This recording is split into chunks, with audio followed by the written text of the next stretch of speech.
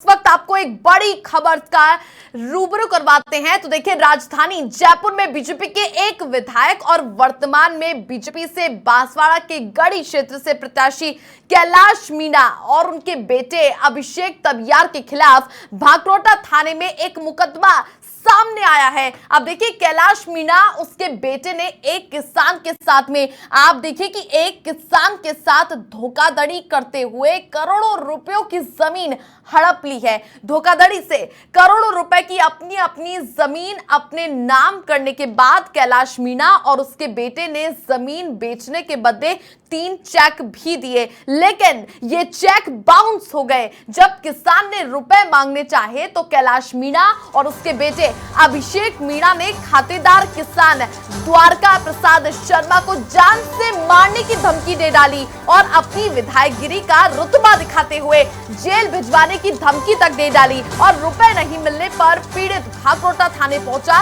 लेकिन उसका अब देखिए यहाँ पर मुकदमा भी पहले दर्ज नहीं हुआ। फिर डाक के जरिए पीड़ित द्वारका प्रसाद ने कैलाश मीणा और उसके बेटे के खिलाफ मुकदमा दर्ज करवाया और ये मामला विधायक और उसके बेटे से जुड़े होने के कारण पूरे मामले को सीआईडी सीबी में ट्रांसफर कर दिया गया और अब सीआईडी सीबी इस पूरे मामले की जांच पड़ताल कर रही है। हालांकि इस पूरे मामले को लेकर जब विधायक कैलाश मीणा से जानकारी लेनी चाहिए तो वो अपना बचाव करते हुए खुद को मामले से दूर रखते हुए दलील पेश करते हुए नजर आए हैं। अब आपको बता दें कि इससे पहले भी घड़ी के विधायक कैलाश मीणा अपनी विवादास्पद बयानबाजियों के लिए सुर्खियों में रहे हैं। आपको याद होगा कि कैलाश मीणा के यहाँ पर इर्द गिर्द कई सारे विवाद उठते हुए दिखाई दिए हैं।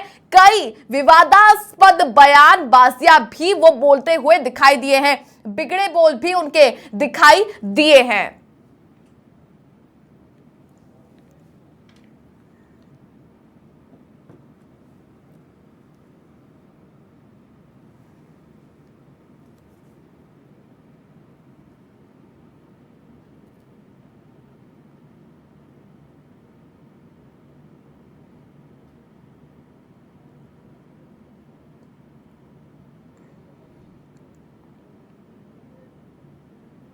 दर्ज हुआ है जयपुर के अंदर भांकरोटा के थाने में। उसमें ये बताया जा रहा है कि आप और आपके पुत्र का नाम उसमें जोड़े और कोई चेक का मामला है। आपको इसके बारे में कोई जानकारी है? नहीं, मेरे को जानकारी में कोई ऐसा विषय है नहीं, ना मुझे कोई इसका संपर्क हुआ, ना किसी ने बताया, ना मेरी जानकारी में ऐसा, ना ऐसा हमारा कोई मामला है। कोई ऐसा मामला नहीं। कोई जमीन के मामले को लेकर कोई चेक वेक दिए थे और चेक 3 चेक थे और चेक मिस हुए उस मामले में? मैं किसी को चेक देता नहीं, मैंने किसी को अभी तक कोई चेक दिया नहीं और ऐसा मेरे को कोई ध्यान नहीं है। सीआईडी सीबी में मामला है और वो मामला दर्ज हुआ है और आपके पास अब तक आपको पता नहीं है, तो इस बारे में आपको कोई जानकारी है? कोई जमीन के सौदे को लेकर जयपुर में इस तरह का कोई मामला दर्ज हुआ? पता नहीं, अगर बच्चा करता रहता है कोई काम उसने किया होगा तो उससे पूछेंगे। मेरी जानकारी में तो ऐसा मामला है नहीं। तो आपने ये बाइट सुनी जहां पर बोलते हुए दिखाई दे रहे हैं कि मेरे बेटे का मामला हो सकता है लेकिन मेरा नहीं हो सकता। ये पलड़ा झाड़ते हुए दिखाई दे रही है। यादवेंद्र शर्मा मेरे सहयोगी जुड़ चुके हैं। यादवेंद्र, देखिए, बेटे के ऊपर पिता ने कहा है कि बेटे की तरफ से हो सकता है लेकिन मेरा इससे कोई लेना देना नहीं है। सौदेबाजी तो की गई है क्योंकि सीआईडी और सीबी में इसकी जांच अब शुरू हो चुकी है। पूरी अपडेट दीजिए कि क्या कुछ पूरा मसला है, कैसे किसान अभी तक परेशान होता हुआ दिखाई दे रहा है। अपनी जमीन को बेचने के बाद उसकी जमीन हड़प ली गई है लेकिन रुपए भी नहीं दिए गए। देखिए, बड़ा ही मामला है। मैं सभी आपको बता दूं कि करोड़ों रुपए की जमीन है और उसको महज सस्ते दामों में वो ये एमएलए और वर्तमान में जो कांग्रेस से, माफ कीजिएगा, बीजेपी से एमएलए है कैलाश मीणा और उनका बेटा, जो कि जमीन से जुड़े हुए कारोबार वो यहाँ पर करता है और दोनों बाप बेटे मिलकर के यहाँ पर करोड़ रुपए की चल संपत्तियां जो है करते हैं। और ऐसा ही यहाँ पर मामला सामने आया। एक किसान द्वारका प्रसाद है, उसकी करोड़ों की जमीन जो थी, क्योंकि खातेदारी की जमीन थी और ये बंटवारे की जमीन हुई, तो उसने अपना हिस्सा की जमीन जो थी वो यहाँ पर इस अभिषेक तबियार, जो कि कैलाश मीणा का बेटा है, वर्तमान में कैलाश मीणा जो है बीजेपी से विधायक है और अभी उनको फिलहाल बीजेपी से प्रत्याशी भी है वो गढ़ी से। तो ऐसे में उसकी जो दादागिरी को यहाँ पर देखने को मिली है, एक तो जमीन हड़प ली और उसके बाद उसको धमकाया। सबसे बड़ी बात है जो एफआईआर में जो आरोप लगाए गए हैं वो है संसदीय खेद आरोप है, जिसमें ये कहा जा रहा है कि पीड़ित जब वहां पर पैसे मांगने के लिए गया तो उसको यहाँ पर धमकी दी और कहा कि अगर तुमने पैसे मांगे तो तुम्हें फैमिली समेत मैं गायब करवा दूंगा, मेरा बाप एमएलए है और तेरे को जो करना है वो कर ले। ये एफआईआर के शब्द है, ये हम हमारी तरफ से नहीं बना के कर रहे हैं। देखिए चक्की एफआईआर में हूबहू ये एलिगेशन जो लगे हैं ये पीड़ित की ओर से लगाए गए हैं, यानी कुछ ना कुछ यहाँ पर एमएलए और उसके बेटे ने कुछ कहा तभी ये सारी चीजें सामने आई। इतना ही नहीं कि ये कहा कि मेरा बाप एमएलए है तो जो करना है कर ले। अगर बेटे ने धमकी देख करके किसान जब पीड़ित जो किसान है वो उसके पिता के पास गया कि कहीं ना कहीं कैलाश मीणा उनकी सुनेंगे, वो एक एमएलए है, जनता के प्रतिनिधि है और हो सकता है उनकी बातों पर उसको यकीन होगा और उसके बाद वो कुछ करेंगे। लेकिन यहाँ पर कैलाश मीणा ने उसकी बात नहीं सुनी, पीड़ित वहां पर गुहार लगाता रहा और उल्टा कैलाश मीणा ने किसान को जान से मारने की धमकी दे डाली और कहा कि देश में हमारी सत्ता है, राजस्थान में भी हमारा राज होगा आने वाले टाइम पे, तुम हमारा कुछ नहीं बिगाड़ सकते, हम सभी के साथ ऐसा ही करते आ रहे हैं। अगर ज्यादा बोलने की कोशिश करी या ज्यादा बोला या कहीं इस बात को इधर उधर कहा तो तुम्हें ST/SC के केस में फंसा करके जेल में डलवा दूंगा और जिंदगी भर तुम और तुम्हारा परिवार जो है जेल के अंदर सड़ेगा। इस धमकी से किसान और उसका जो पूरा परिवार था वो सदमे में आ गया, क्योंकि कहीं ना कहीं विधायक है और केंद्र में जब इनकी सत्ता है तो उससे ये किसान जो डर गया और उसके बाद जब उसको कुछ नहीं सूझा तो भागकर थाने पहुंचा। लेकिन उसका मुकदमा जो हमें जानकारी मिली तो किसान से जब हमारी बातचीत हुई तो ये जानकारी मिली कि पहले तो एमएलए से जुड़ा हुआ पूरा प्रकरण था, तो उस बात को लेकर के जो थाने में मामला दर्ज नहीं हुआ। इसके बाद इस पूरे मामले को कोर्ट इस गाते के जरिए देखिए सभी यहाँ पर डाक के जरिए यहाँ पर थाने में पहुंचाया गया। उसके बावजूद भी यहाँ पर मुकदमा कुछ दिनों तक रखा रहा, यानी ये सांठगांठ चलती रही कि थाने में ही पूरे मामले को रफा दफा कर दिया जाएगा। लेकिन जब कुछ नहीं हुआ उसके बाद लगातार किसान जब चक्कर काटता रहा था, उसका जो वकील चक्कर काटते रहे, तो उसके बाद पूरे मामले की जांच पड़ताल के लिए मुकदमा दर्ज किया गया। और उसके बाद इस क्योंकि एमएलए से जुड़ा हुआ पूरा प्रकरण है, धोखाधड़ी से जुड़ा हुआ पूरा प्रकरण है, तो उसके बाद यहाँ से सीधे इस पूरे मामले की फाइल जो है CID सीबी में भेज दी गई। लेकिन देखिए चुनाव आने वाले थे, चुनाव के आचार संहिता के दौरान ही पूरा मामला खुल करके सामने आया, पहले ही सामने नहीं आया था क्योंकि 3 महीने पहले का पूरा मामला है। और चोरी छिपे यहाँ पर विधायक महोदय उनके बेटे ने कारस्तानी दिखाते हुए CID सीबी में इस पूरे मामले को भेज दिया। और उसके बाद क्योंकि माफ कीजिएगा CID सीबी में क्योंकि विधायक से जुड़ा पूरा प्रकरण है तो CID सीबी पर पूरे मामले की जांच वहीं पर होती है, तो ऐसे में मामला चला गया।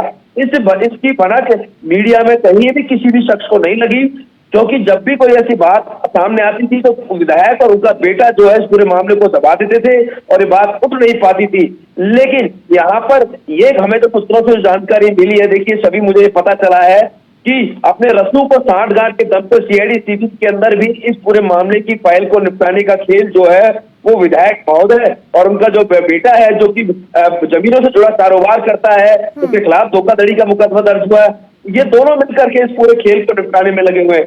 और देखिए जनता की बातें करते हैं और चुनाव सर पर है और घर घर जाकर के वोट मांगने की यहाँ पर किसान अपील कर यहाँ पर किसानों के घर जाकर के अपील कर रहे हैं और वहां पर इस तरह का जो ये खेल सामने आता है कि यादवेंद्र ये लोकतंत्र है और दबंगई इस प्रकार से नहीं चलेगी। क्योंकि आप देखिए यादवेंद्र आप जुड़े रहिए क्योंकि बांसवाड़ा से हमारे सहयोगी कुलदीप भी जुड़ चुके हैं। कुलदीप आप देखिए कैलाश मीणा जो कि विधायक है और उनके बेटे ने एक किसान के साथ धोखाधड़ी की है, करोड़ों रुपए की जमीन भी हड़प ली है, इसको लेकर वो दबंगई दिखा रहे हैं। अब पैसे भी नहीं लौटाए गए हैं, जमीन भी ले ली गई है, वहीं पर केस भी दर्ज नहीं किया गया। किसान जब केस दर्ज करवाने गए थे लेकिन उसके बाद में भागरोड़ा थाने में मामला दर्ज हुआ, जिसके बाद अब ये खुलासा हुआ है। पूरी अपडेट दीजिए, किसान से क्या आपकी कोई बातचीत हुई, कोई संपर्क?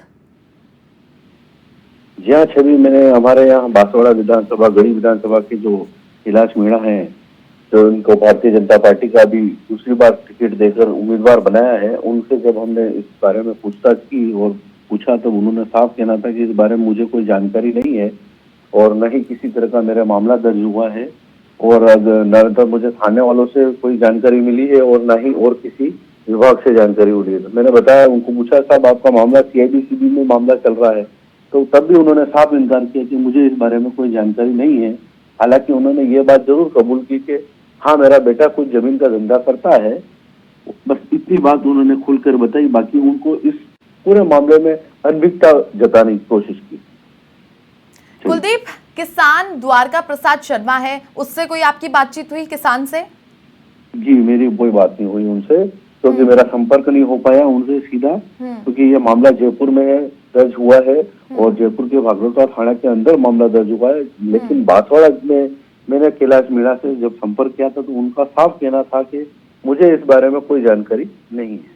अच्छा, कैलाश मीणा के बारे में एक बार दर्शकों को जरा बताइए कि किस प्रकार से उनका राजनीतिक यहाँ पर रहा है, कैसे वो कार्य करते आए हैं, कैसे राजनीति में उनके बेटे और की छवि रही है, कैसे किस प्रकार से उन्होंने कार्य किए हैं, और कई बार जनसुनवाई भी की जाती है क्योंकि देखिए वहां के क्षेत्र के नेता है, जनसुनवाई के लिए यदि पहुंचते तो कैसा बर्ताव देखा गया है उनकी तरफ से? देखिए, मैं आपको बताना चाहूंगा, कैलाश मीणा ने 2013 में अपना नामांकन बीजेपी से लिया था, लेकिन बीजेपी ने उनको टिकट नहीं दिया था। उसके बाद वह निर्दलीय चुनाव लड़े थे और चुनाव हार गए थे।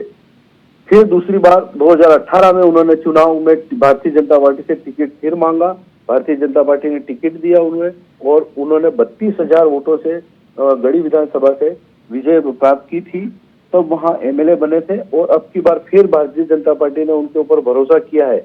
लेकिन मैं आपको यहाँ बताना चाहूंगा, जब एमएलए के खरीद फोरपी की जा रही थी तब इन दो बांसवाड़ा के 2 विधायकों का नाम आ रहा था, उनमें एक इनका भी नाम आ रहा था जब गहलोत सरकार गिरने वाली थी। लेकिन जब वहां जयपुर के अंदर विधानसभा में इनको पेश होना था तब ये नहीं पहुंच पाए थे, लेकिन उस टाइम पे उनका नाम जरूर सामने आया था। लगातार बांसवाड़ा जिले के गढ़ी विधानसभा क्षेत्र में इनका संपर्क अच्छा बना हुआ है, कई नेताओं से इनके सीधे सीधे संपर्क है। लेकिन जो मामला जो दर्ज है उस बारे में उनका स्पष्ट कहना है कि मुझे इस बारे में कोई जानकारी नहीं है। कुलदीप, आपने बात करी कैलाश मीणा से, ठीक है, अब उसके बाद वो कह रहे हैं कि मेरे बेटे को इसकी जानकारी होगी, मुझे कोई जानकारी नहीं है। लेकिन हमारे द्वारा, आपके द्वारा पूछा गया कि ऐसा ऐसा मामला सामने आया है, तो अब क्या एक्शन लिया जाएगा कैलाश मीणा के द्वारा अपने बेटे के खिलाफ?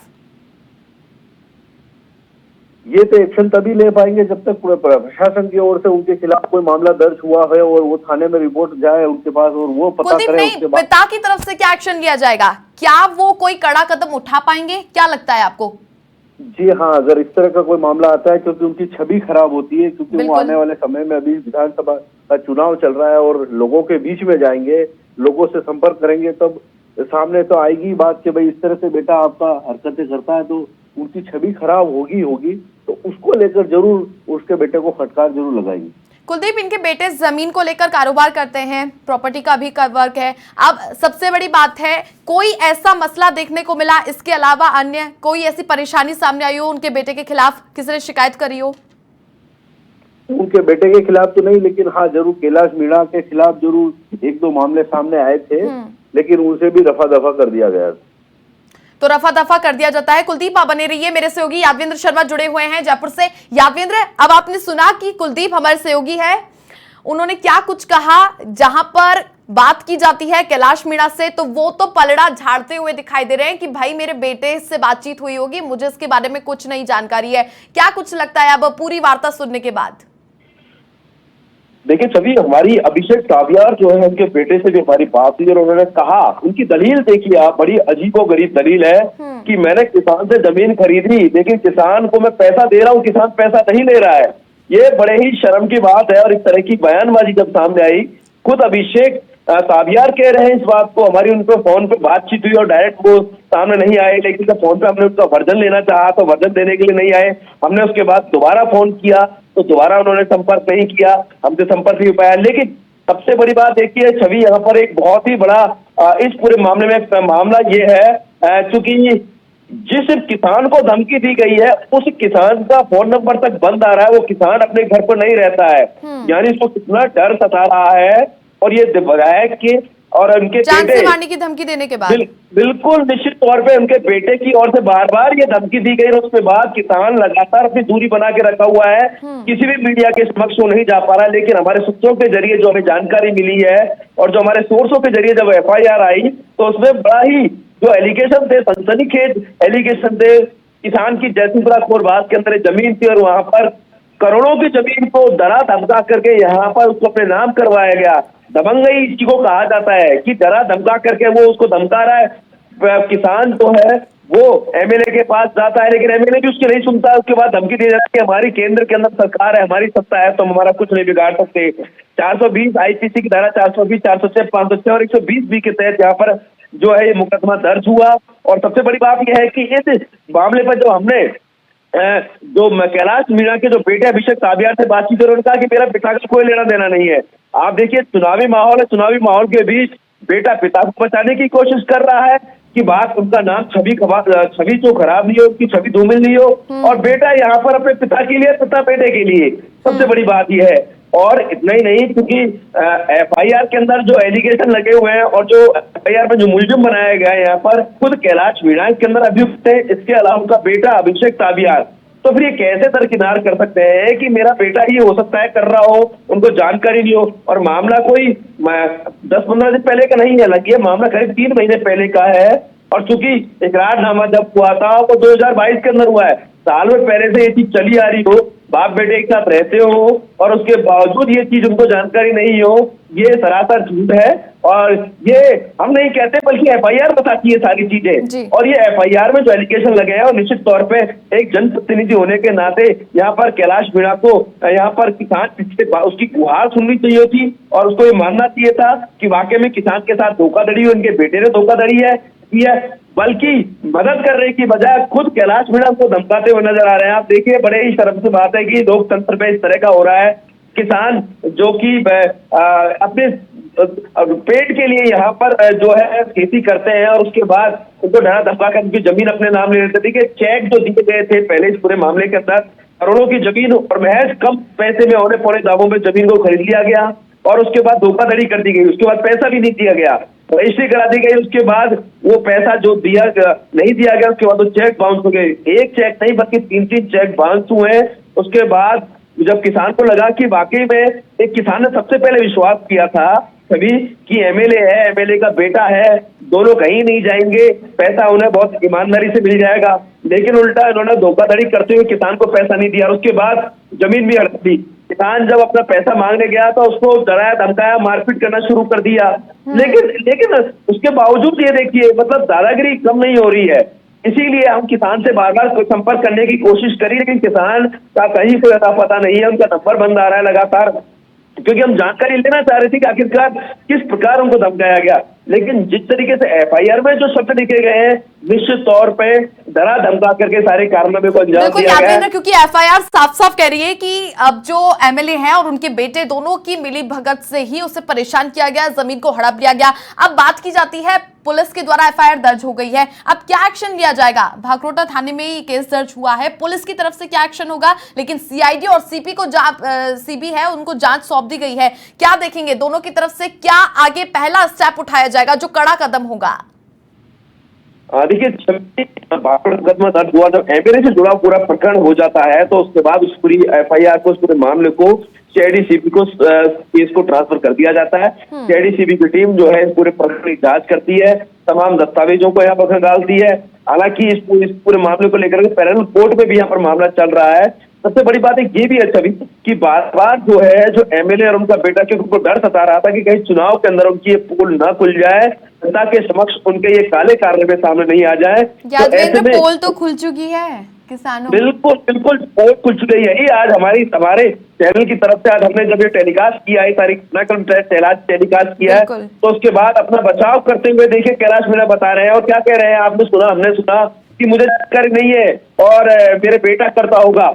अरे आपको जानकारी नहीं है, सबसे बड़ी बात यह है जब आपको जानकारी नहीं है तो इस केस को यहाँ से सीआईडी सीपी को क्यों सुपुर्द कर दिया गया? आपका नाम आया, आप उसमें अभियुक्त हैं, अभियुक्त होने के बाद इस पूरे मामले को सीआईडी सीपी को सुपुर्द किया गया है और उसके बावजूद आप सीआईडी सीपी में भी अपनी सुराग करने के लिए यहाँ पर चक्कर लगा रहे हैं। बेटा हमारी दलील दे रहा है कि हमारा मामला सेटल हो गया है, हमारा मामला सेटल हो गया है। उसके बाद दोबारा दलील पेश आती है कि मैंने भी मुकदमा दर्ज कराया है। हमारी बातचीत हुई उनके बेटे से, उसका कहना था कि अगर मैंने कहा कि अगर मुकदमा दर्ज कराया है तो आप बताइए, हम आपकी पहले बात तो रखेंगे, लेकिन उसके बाद बिल्कुल यादवेंद्र, क्योंकि अब देखिए यहाँ पर खुलासा तो हो गया है, अब कई जो केस होने के बाद सीआईडी सीबी में जांच पहुंच चुकी है, जिसके बाद अब पूरे जो पहलू निकलकर सामने आएंगे और एक एक करके अब देखता होगा कि क्या कड़ा एक्शन लिया जाता है। बहुत शुक्रिया यादवेंद्र तमाम जानकारियां साझा करने के लिए। तो आप देखिए कि लोकतंत्र में किस प्रकार से जो नेता होते हैं वो जनता के लिए उतरते हैं चुनावी मैदान में, लेकिन ये जो तस्वीरें सामने आती है कि एक किसान की जमीन हड़प ली जाती है, वो भी एमएलए और उनके बेटे के द्वारा, और पिता मुकर जाते हैं कि उन्हें तो इसके बारे में कोई जानकारियां नहीं है कि उनके बेटे के द्वारा कोई जमीन का कारोबार किया जा रहा है। तो लेकिन अब देखना यह होगा कि समाचार प्लस ने सबसे पहले खुलासा किया है कि बीजेपी के एमएलए कैलाश मीणा और उनके बेटे की जो दबंगई सामने आई है, इसके बाद में क्या कड़ा एक्शन भारतीय जनता पार्टी लेती है। और इसी बीच में कैलाश मीणा मौजूदा प्रत्याशी के रूप में उतारे गए हैं, तो ये जनता को देखना है कि क्या सही है, कौन सा प्रत्याशी गलत है। तो ये मतदान के समय जनता इसका जवाब देगी।